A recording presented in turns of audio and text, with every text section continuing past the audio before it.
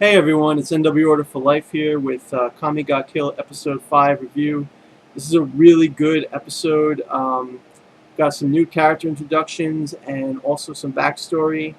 Plot really was moving along, so we'll get right into it. Tatsumi is really upset over his two village friends that were killed, and he's having nightmares about them.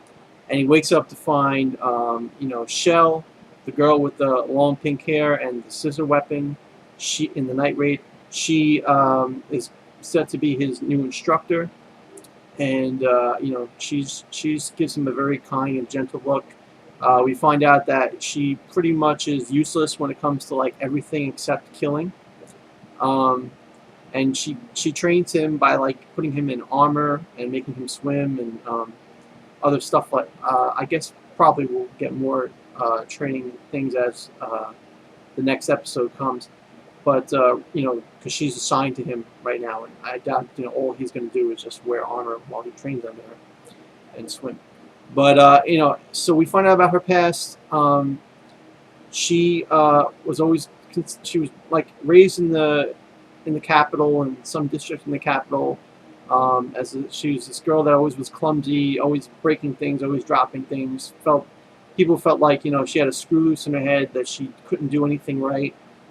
But one person became her friend and didn't care about the problems she had.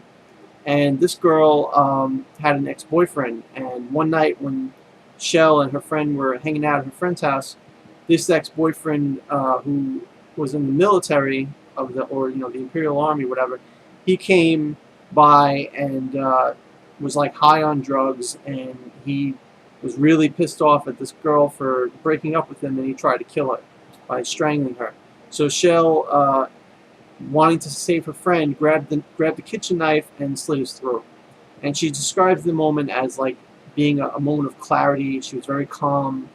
So no problems whatsoever on her end. No panic, no fear. She just wanted to save her friend, and she did it effortlessly, in the way that she saw was best. So after that situation, her friend didn't contact her anymore. Traumatized from the whole thing. And as Shell was walking home one day with a bag of groceries, men came and tried to, and basically just said that they killed her mother and her father, and now she's the only one that's left. And these men obviously, well, they are like friends of the ex-boyfriend of that girl that tried to kill her. So they want revenge for his death, and I guess they're all probably from the Imperial Army too, I imagine. And Shell, still keeping the kitchen knife on her at all times, pulls it out, slices most of their throats. One she got in the back, and she just effortlessly took them out. And she realized at that moment that she does have a screw loose, like everybody else said, because killing doesn't bother her. And in fact, it's a good thing, she thinks, because she actually has something she can do. She can get rid of the trash in the Imperial capital. The trash being, of course, all the evil and corruption in the capital, which is, exactly what the Night Raid's philosophy is. So you can see how perfectly she related to them. She got recruited by them or by the Revolutionary Army after being an assassin on her own for hire in the Imperial capital for a while. They found her and they recruited her. And there was another situation too where Night Raid is explaining. They try to get Zant's weapon, his Imperial arm, to see if Tatsumi is compatible with it. And Tatsumi is able to use it to like see through the girls' clothing and see their undergarments. And but then it kind of like hurts him a bit and freezes them up. And so they take it off him, and they realize he's not compatible with the Imperial arm eye thing, the eye that goes on the forehead, whatever it was called. And but he reads this book or the leader gives him the book, and he looks through it and he says, "Wow, there's so many Imperial arms with all different abilities. Maybe there's definitely going to be one. I'm sure there's one that's going to have the ability to bring back the dead." And everybody is just looking, standing in a circle around him, and with their heads down. And then Bulato, I think that's his name, Bulato, the big bro guy, the gay guy. He just flat out says that's not going to happen. Nobody comes back from the dead. We only get one life. And he's like, that's not. It could be possible. You don't know. And then they're all like giving him evidence, like, yeah, it is. We know because the Emperor intended to. If there was a Imperial arm that could bring back the dead, the Emperor that created them would still be alive.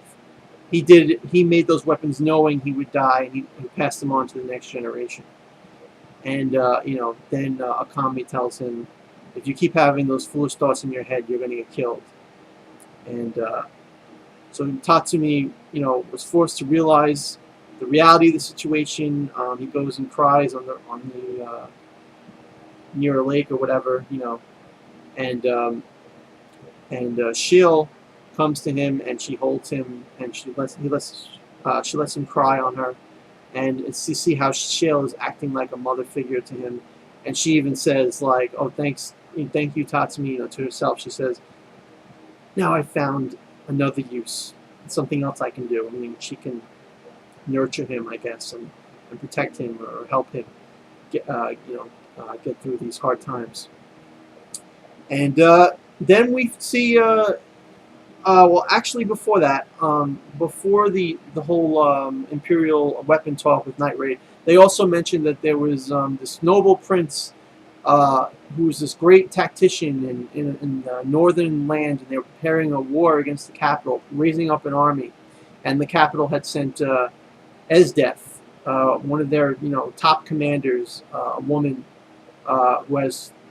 who the leader of Night Raid believes that she has the most powerful Imperial weapon, the weapon of ice. It's like the ability to use ice.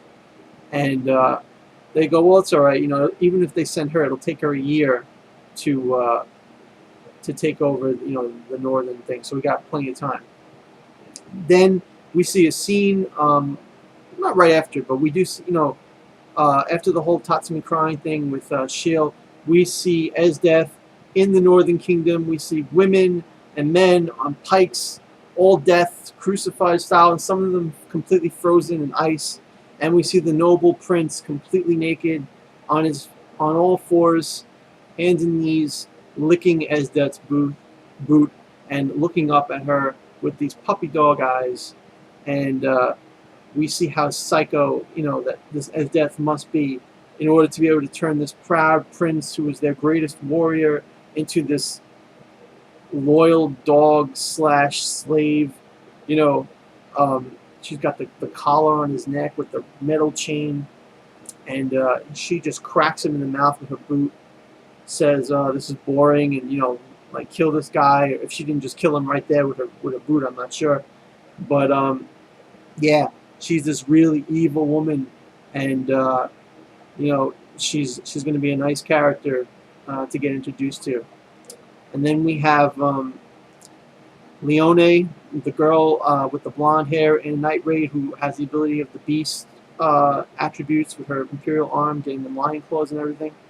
She brings Tatsumi to her former home in the capital, and they're walking around, and then other people start coming after them because they're yelling in the comedic style, pay back your debts, and you owe me for this and you owe me for that, and so they're running, and Tatsumi gets separated from Leone, and he ends up getting found by this girl Imperial officer, this young girl, Seryu.